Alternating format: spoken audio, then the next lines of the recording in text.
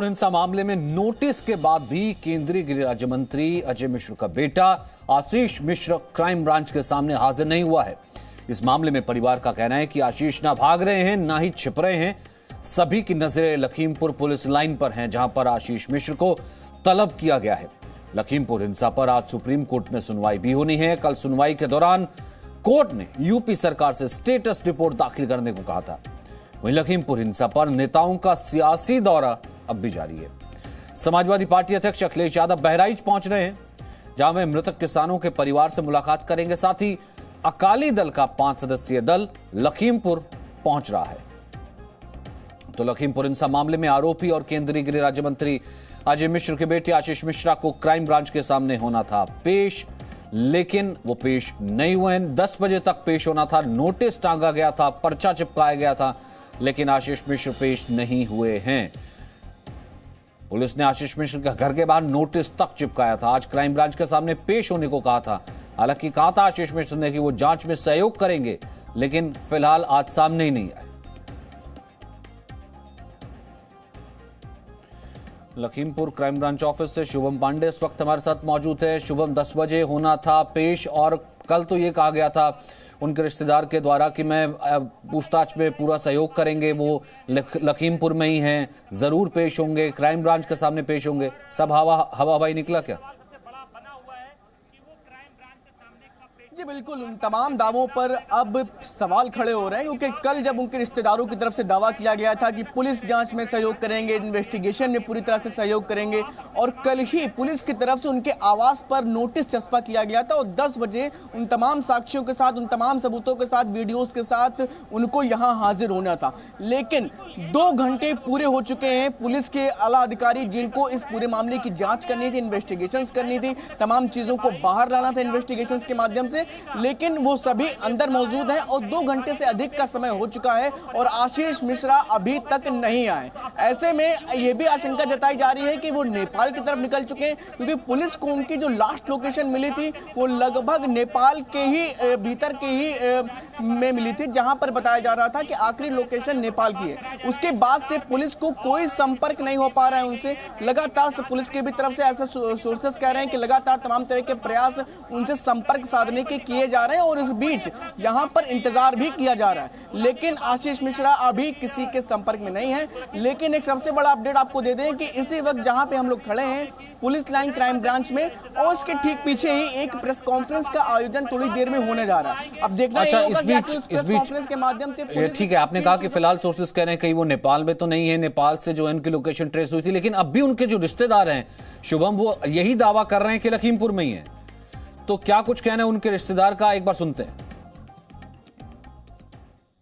होगा, फेस करा जाएगा, एसआईटी की जांच में पूरा सहयोग किया जाएगा, इसमें कहीं कोई वो नहीं है। तक का समय था, फिर क्यों नहीं पहुंचे? थोड़ा बहुत लेट हो जाता है आदमी आने में। उम्मीद कर सकते हैं कि आशीष अब देखिए, ये मैं अंदर से आ रहा हूँ, अब वो रास्ते में कहीं नहीं ठीक है, जो भी क्या मतलब देखिए, जैसे मैं ये टाइम का मैं कोई पाबंद नहीं हूँ, मगर ये मैं जरूर कह सकता हूँ कि जैसे आएंगे पूरा सहयोग होगा। एसआईटी जांच के लिए सबसे पहले वहीं पहुँचे। अब देखिए, पहुँचेंगे जैसे ही लखीमपुर आएंगे, सबसे पहले वो जांच एसआईटी टीम के सामने ही जाएंगे। मतलब है वो कहाँ है? कहीं बाहर है? हाँ, यही है, लखीमपुर में ही है। ये हम नहीं बता पाएंगे अभी कहाँ पे हैं। नहीं, लेकिन विरोधाभास था इनके जो रिश्तेदार हैं। पहले कह रहे हैं कि जैसे वो लखीमपुर आएंगे तुरंत जांच में शामिल होंगे, अब टाइम का पाबंद नहीं है। फिर जब ये पूछा गया कि लखीमपुर आएंगे का मतलब क्या है, फिर वो अपनी बात से पलट के कहते हैं नहीं लखीमपुर में ही है। शुभम जी बिल्कुल, ये विरोधाभास ही तमाम दावों पर सवाल खड़े कर रहा है। एक तरफ जहां परिवार की तरफ से कहा जा रहा है एसआईटी जांच में सहयोग करेंगे, दूसरी तरफ 2 घंटे से अधिक हो चुका है, यहाँ पे नहीं पहुंचे। उनकी टीम भी जो आनी थी यहाँ पर एडवोकेट्स की, वो भी अभी तक नहीं आई। बताया जा रहा है उनकी टीम आएगी, वो जाकर के, अगर वो नहीं आते, वो जाकर के तमाम साक्ष्यों को सामने रखेगी, लेकिन उनकी भी तरफ से कोई अभी तक यहाँ पर अधिकारियों के सामने नहीं पहुंचा है। कोई आयोग जो सुबह से इंतजार कर रहे हैं, लेकिन अभी तक कोई नहीं आया। जो तमाम इस जांच से जुड़े हुए अधिकारी हैं पुलिस के, वो काफी लंबे समय से इंतजार कर रहे हैं। सुरक्षा व्यवस्था भी उस हिसाब से रखी गई थी, लेकिन आशीष मिश्रा अभी भी नदारद है।